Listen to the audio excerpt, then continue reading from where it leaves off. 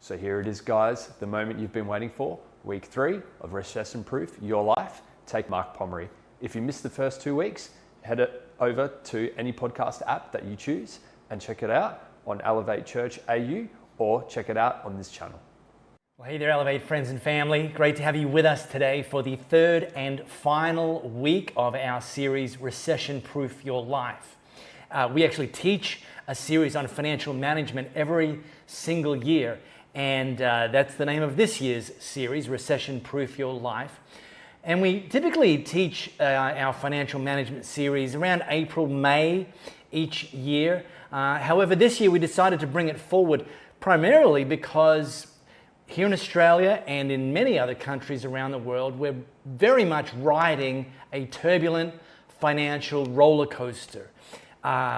Interest rates are going up, rental prices are going up, cost of living's going up, utilities, groceries, all of those things are going up, and yet at the same time, wages for many people aren't keeping pace. And this is really causing some real world, practical, everyday challenges for people to have to navigate. It's inspired memes like this one. Do you keep your money in a bank or at home? In my memories.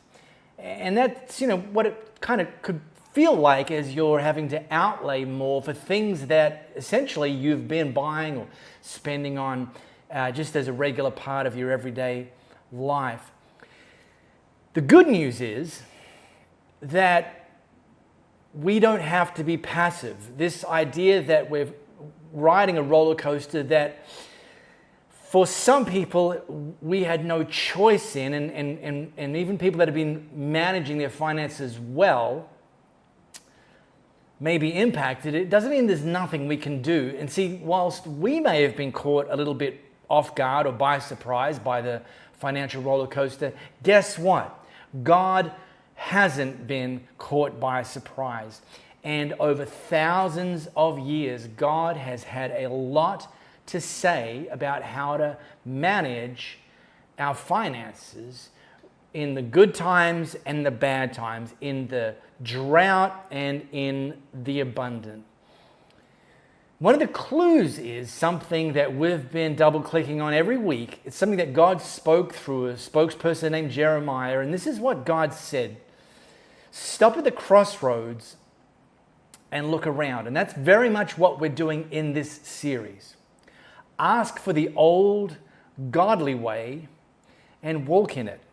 And if you travel its path, you'll find rest for your souls. The old godly ways. They might not be glamorous, they might not be popular, but here's what they are.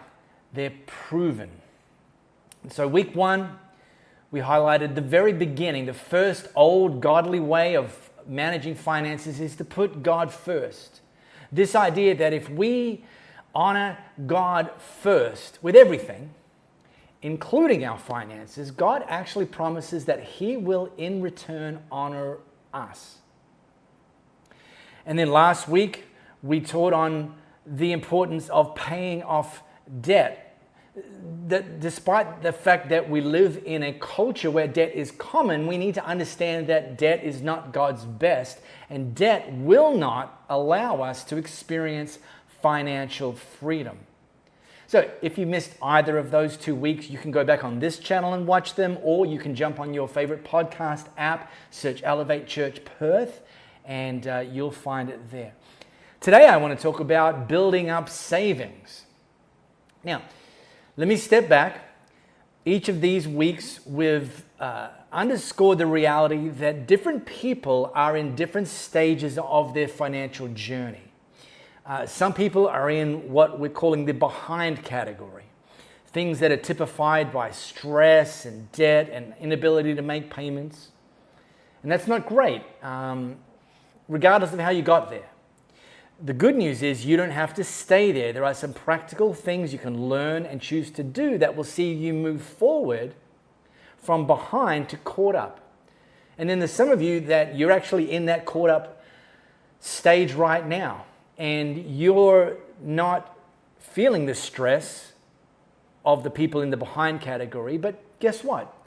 there's another step for you to take. There's more progress for you to make. You don't have to just be settling for caught up. There's the opportunity to get ahead, to make a greater impact, to have the financial freedom to be able to decide where to send and where to spend the money that God's entrusted to you. And that's a place where you can be excited to be more generous, excited to set up opportunities for the next generations. Now, here's the thing, and I acknowledge this. Today we're talking about building up savings. If you're in the first of those two categories, behind or caught up, building up savings is not your now step. Your now step is to pay off debt. And until you've done that, then it's not actually a wise thing to even begin building up savings. But here's the thing though, the same discipline and the same habits that you apply to eliminate debt are the same habits and disciplines that you can then carry over and continue your forward progress and actually start to apply those disciplines and those habits to building up savings. Now, if you've got your smartphone, use your camera to scan this flow code. It's going to take you to Dave Ramsey's 7 baby steps. Now, Dave Ramsey is one of our go-to financial gurus. He's a Jesus follower. He's a kingdom guy. And he's got this idea, this concept of 7 baby steps to move from being in debt to being financially free. We highlighted the first 2 last week, which focus on the people who are in debt. So step 1, save $1,000 for your starter emergency fund. This is just like when it breaks, you won't have to go further into debt. You've got that little bit of money socked away.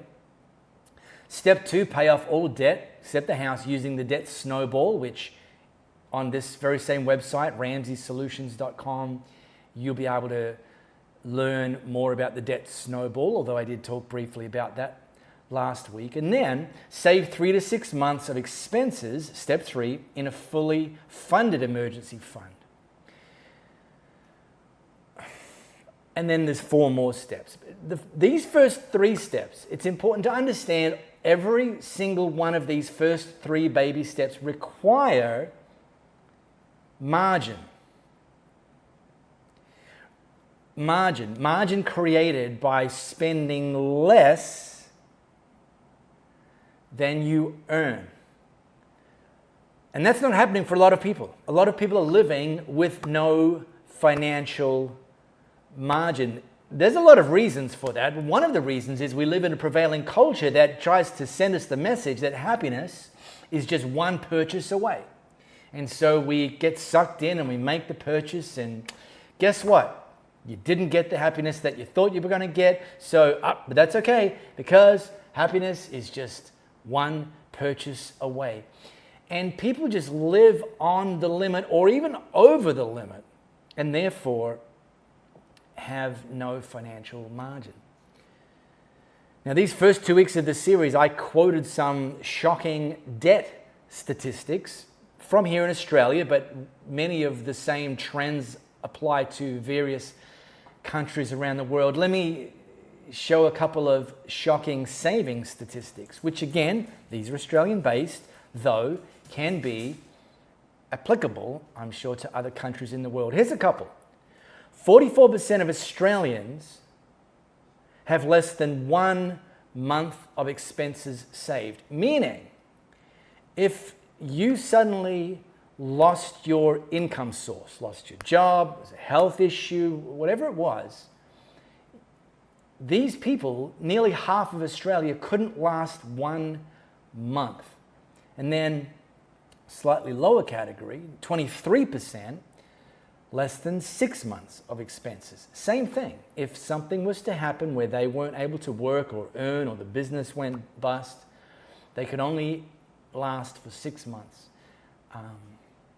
This isn't good. And so we're going to have to learn how to consistently create margin. Now, I'll just say this. This is important to understand and to ensure that you know that I understand. If you're a lower income earner in the current economic climate, it's challenging. I get this. I absolutely do. I can only imagine it's frustrating. And particularly if you're a low income earner who's been managing your finances well, and through no fault of yours, the cost of living's gone up and you're just finding that you're struggling to stretch every dollar and try to make it go further. I'm not going to give you any glib, simple solutions. That's challenging, 100%. So really today, I'm speaking more to people who probably ought to have created some margin. You know, their income would be such that, looking back, they had the opportunity to create some margin, but many didn't. If that's you, listen up to Solomon. And Solomon has a lot to say. Solomon was the second king of Israel, wisest person that ever lived, wrote a lot of his wisdom sayings down into what we now call the book of Proverbs. And we've quoted several of these last 2 weeks. Here's another one, a slice of wisdom from Solomon when it comes to managing finances using old, godly ways. The wise man, or the wise person, saves for the future, but the foolish person spends whatever they get. This was written thousands of years ago, and we can say, well, everything's changed since then. Let me tell you something that hasn't changed. First of all, the human heart hasn't changed. And secondly, God's principles are timeless. And so they're just as relevant and powerful today as they were thousands of years ago when Solomon wrote this. And so savings plays a part in God's recommended approach for financial management. In fact, the way we've sliced and diced it as best as we can understand, the biblical approach to financial management looks simply like this: give, save, live. In that order. And a lot of people put a number on it, something like 10, 10, 80, which in practical terms looks like this. You earn $100, just hypothetically. This approach says that you will take the first $10 and give that to God through the local church.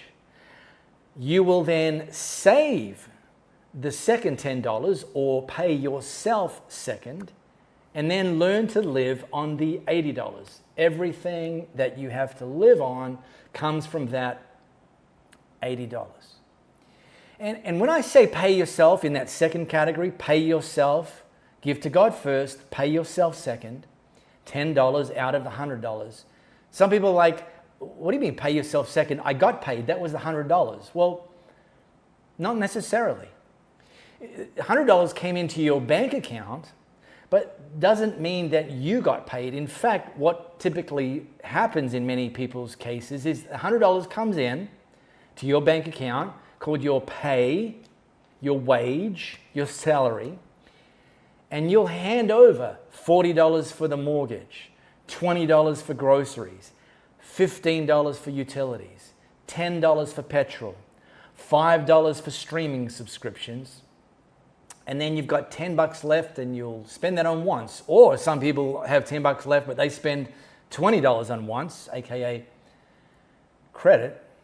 And what happens as the result of that is that $100 that came into your bank account didn't stay there. It went through your bank account and it went to mortgage provider, landlord, grocery store, utilities companies, and so on. And you're left with $0 at best, and sometimes negative $10 if you've gone into debt to buy some other stuff. So we're talking here about creating margin. We're talking here about step 2, give to God first. Step 2, save, pay yourself second. That's the margin. That's where you can effectively give yourself a raise. And one of the simplest ways that we use and recommend people do this is to automate it. that you set up 2 bank accounts. One is called your spending account. Now, the bank might call it a savings account, but let's just be honest. It's a spending account. And then have a second separate account, and yes, call that your savings account. And here's how it plays out. Your pay comes into your spending account, and then automate that first 10% to go to God through the local church, and then automate the second 10% to go from your spending account into your savings account, and just let it sit there and grow.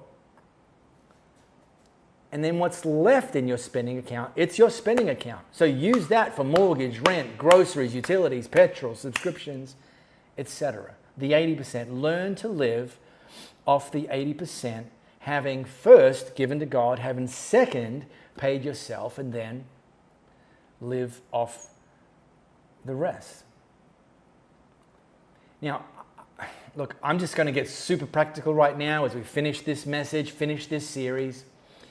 Show you just a few areas of reasonably low-hanging fruit that you can actually put into play to create more margin in your financial world. And really, it requires playing better offense and playing better defense. It also requires discipline, patience, and self-control. Let's not gloss over that reality. Let's start with offense. This is, again, something that Solomon wrote, some wisdom, timeless wisdom. Take a lesson from the ants, you lazy bones. Learn from their ways and become wise. Though they have no prince or governor or ruler to make them work, they labor hard all summer, gathering food for the winter. This should be just like, hey, thanks, Captain Obvious Solomon.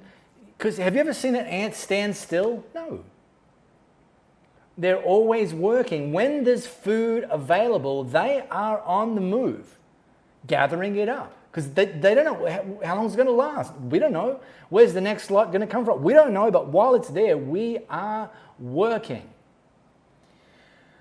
I remember several decades ago, I was living in a share house setting, and I came home one day, opened the front door, walked into the dining area, and the entire floor surface was covered with ants. And I don't mean like just like a smattering, I mean like a depth of ants. I wasn't sure there was a vacuum cleaner in the world large enough that could have ultimately scooped up these ants. I've never seen anything like it. It was like a CGI thing. It's like, what in the world is going to be?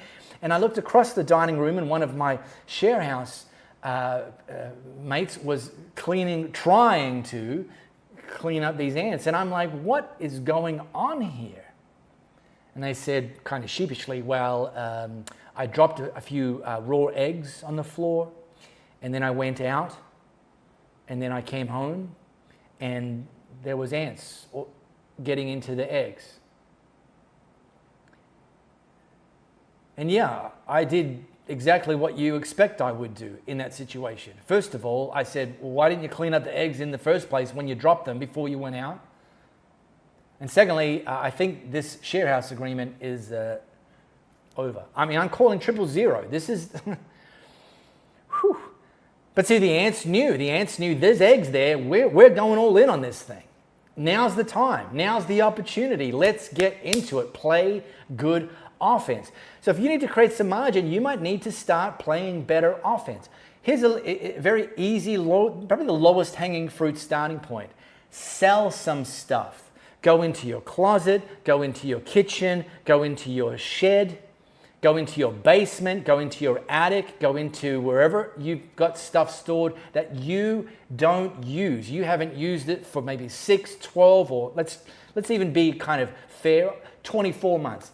If you haven't used it, make eBay, make Marketplace, make Gumtree, make your local pawn shop your new best friend and sell it. And then take that money and put it in your savings account.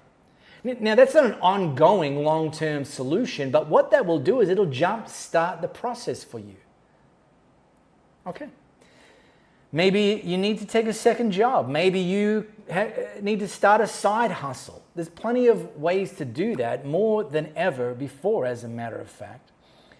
But as you do that, as you look to play better offense and create more income streams, therefore with the goal of creating more margin, don't make the mistake of increasing your expenditure. Because if you do, you'll be right back where you started and have no margin. No margin, no savings. No savings, no progress. And again, as much as that sounds obvious, you know people, and maybe you are someone who has seen your income go up over a period of time, maybe several years, couple of decades, whatever that might look like, and you've got no margin, or that person you're thinking of has no margin. And there's a very simple explanation for it. It's what economists call lifestyle creep.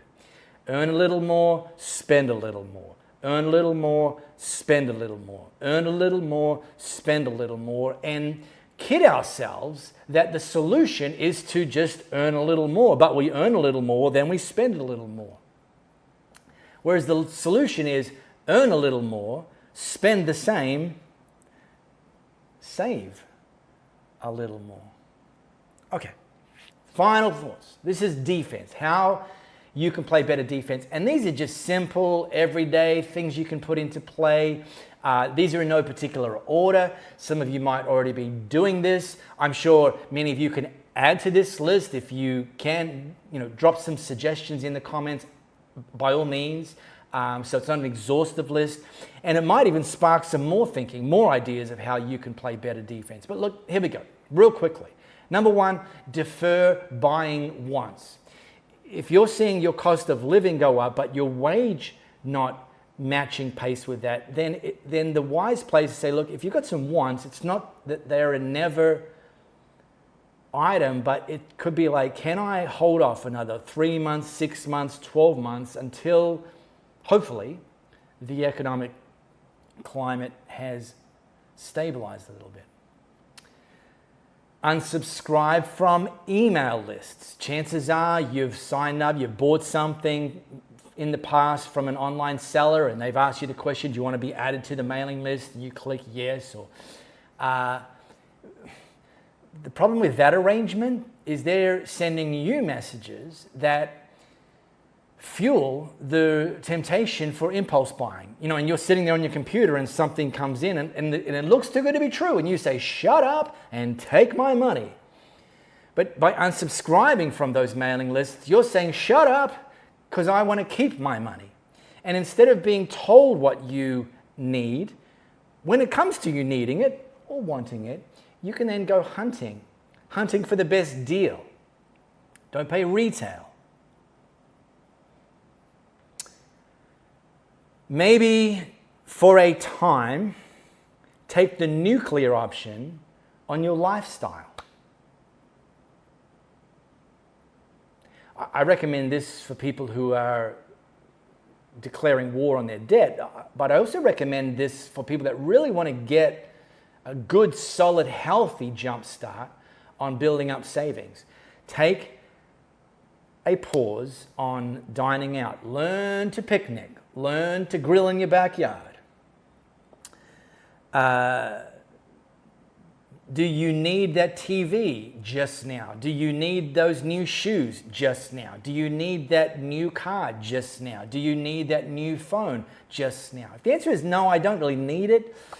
I want it, but I could hold off another 6, 12, 24 months, then maybe do that. And that'll create some margin, which you can then sock away in your savings account. Switch grocery stores if you're shopping at the one you've always shopped at, and yet there's a couple of new kids on the block that are ostensibly cheaper. You're paying the loyalty tax, and you don't need to pay the loyalty tax. And here's a final one. Unsubscribe from some of your subscriptions.